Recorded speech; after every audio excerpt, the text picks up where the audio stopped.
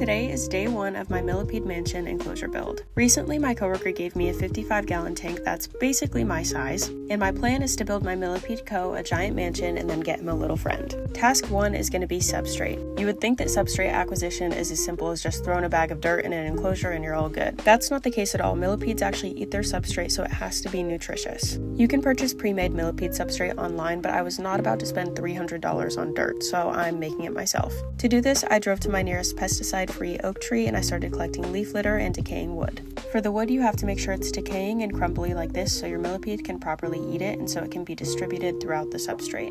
After collecting my guesstimate of how much wood and leaves I needed for my substrate, I went back to my house and started to sterilize. To sterilize, I'm just breaking the wood up into little pieces and then baking it in my oven at 200 degrees for about 45 minutes. The reason for sterilization is just to get rid of any harmful things that could be introduced into the enclosure, so pests or mold, fungus, anything like that. While everything was sterilizing, I went ahead and started putting my soil in my enclosure. I used 2 bags of Scott's topsoil and then I used 1 bag of Repti soil. I added Repti soil because I was really nervous about the topsoil that I used being a little bit too acidic. Other invert keepers have used it and said it was totally fine, but I'm just a little paranoid about fertilizer, so I wanted to dilute it a little bit.